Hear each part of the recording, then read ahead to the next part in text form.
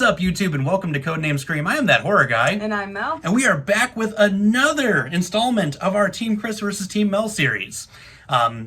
We've already explained it, and if you haven't seen what it's about, go check out the beginning of the series. And at the end of the video, you'll see the most recent ones trickling across your screen. Or just skip all of that and join our Patreon for $1. Exactly. Patreon.com/codenamescream, only $1 a month, and you can get in on dictating what content we do here for the month. And we're this time it actually is a Team Mel victory, unlike the last video where now we both have done that at least once throughout this series. But hey, it happens, right? This one was a tie between The Mist, another Stephen King film, and this one. The film that we put it up against didn't even stand a chance. Yeah, it's weird. You guys aren't following directions, and we're okay with it. Yeah, this is great. It's just working out real weird, not the way we planned on. No, we usually we list them by Team Mel, Team Chris, Team Mel, Team Chris, and that's meant to face off against each other. You're supposed to pick a Team Mel or a Team Chris, but if you're picking both Team Mel, I mean... Or both Team Chris, which it's looking like it might end up being. Well, we'll see about that. We'll see about that. In the last video, we'll have a total. Oh yeah, we'll total it out. So... Not the next video, but the video after that, we'll have the winner. Or the tie. Depending on how this goes, this could go either way. Yeah. We're done jabbering about that, though. We're going to talk about the movie that we're covering today. Yes. The little bit we do have to talk about it. Yes. Which is... I'm a creep. Oh.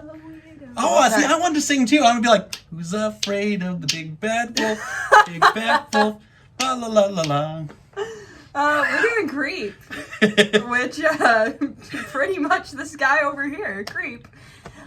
This was released March 8th, 2014 at South by Southwest and was widely released. It was widely released on VOD in the US June 23rd, 2015, and then was released on Netflix July 14th, 2015. They didn't give it a long time on VOD. No, they're like, no one's watching this, let's just put it on Netflix. And everyone will watch it on Netflix. Yeah. Written by Patrick Brice and Mark Duplass, both who starred in the movie. Directed by Patrick Brice, produced by Mark Duplass, and our good old buddy Jason Blum, who we love.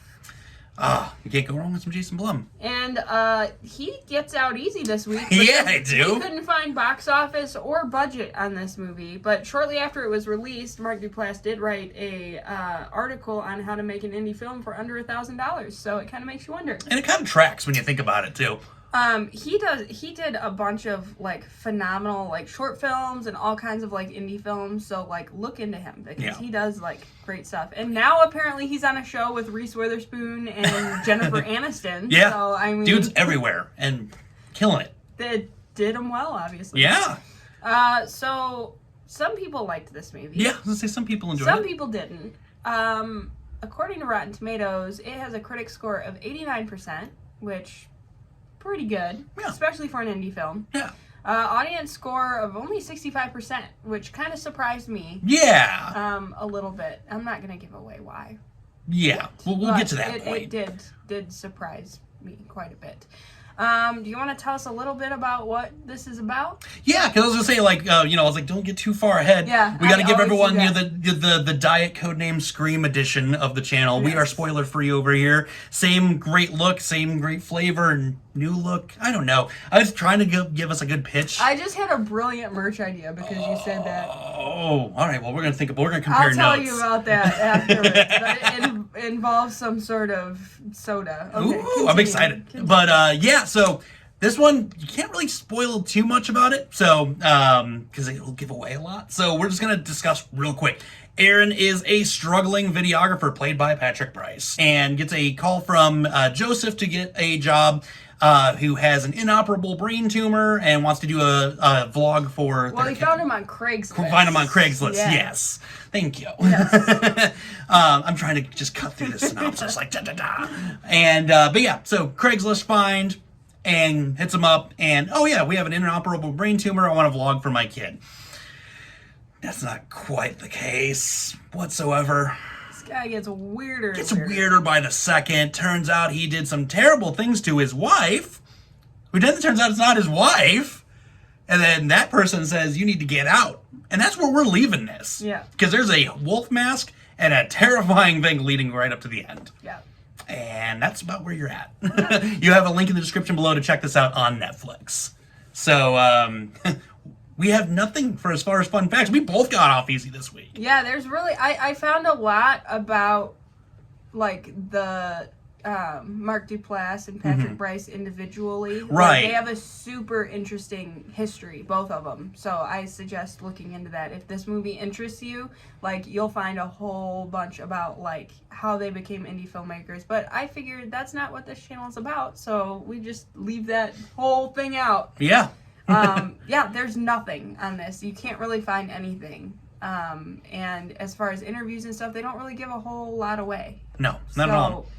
So I guess we cut right to, what did you think about it? I am obsessed with this movie. I've watched this so many times. This and the sequel. The sequel is also... Have you seen the sequel? Too? Oh, yeah. It's just such a good movie.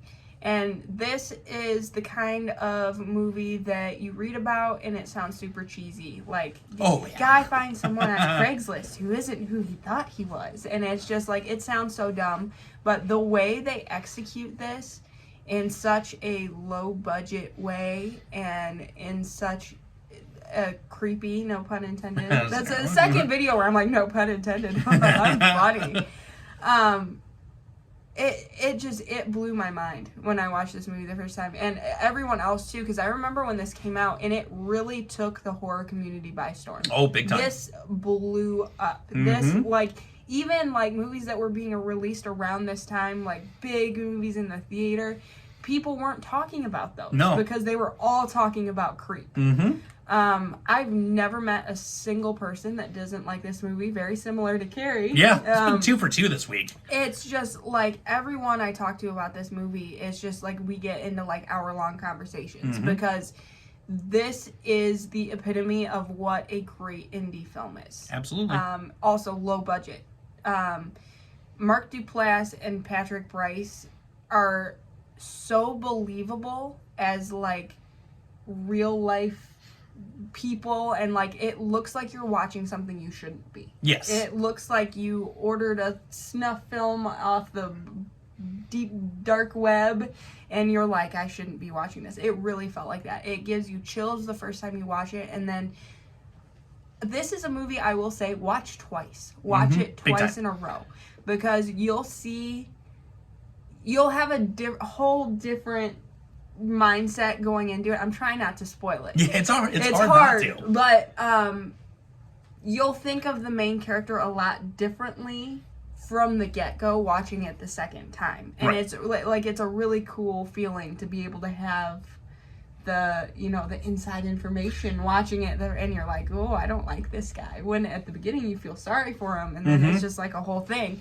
But this is, if anyone ever says, give me a good indie horror film to watch, this is one of my first go-tos, because it's just, like I said, there's not a flaw in this movie at all. It's literally flawless. And to be such a low-budget indie film with, at the time, a couple people made it that no one cared about, like, you would expect a lot worse. That's just what I'm saying. And I'm not saying like it's good because I expected it to be bad. It's just good. Yeah, exactly.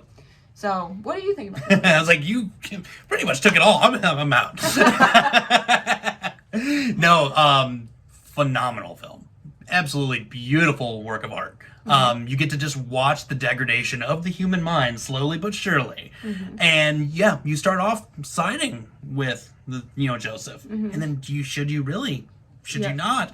And the thing that I love most about this movie, it leaves you asking questions multiple times. No matter how many times you watch this movie, you're going to continuously ask questions because of the little things that I can't talk about because we can't spoil them. But, is that really that person even after you find out? Is it really that person? It just continues burning the question. Are these people really who they are? Is he really who he is? Is Aaron really who they are? It's also like, not to interrupt. No. But it's also like making movies about mental illness is a very touchy thing these days. Whereas I don't necessarily think it should be, because it's horror. It's a work of fiction and it's supposed to be messed up. But this is something that really, I feel like isn't insulting in any way to mental illness. Whereas you find out the whole movie is actually about one guy's mental illness. Right. And it's just like, I thought that was very well done in the way where they weren't, you know, like, I'm trying not to spoil this. It's a tough one. It's a tough one not to. It's something that very well could have been offensive to a lot of people, I feel, because of the way that it does handle a certain type of mental illness.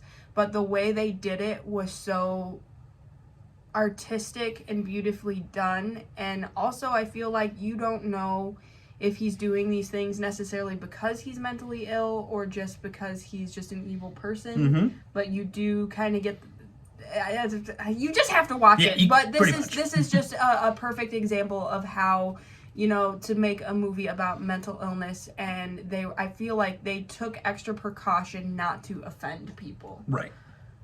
But continue. Sorry. No, you're fine.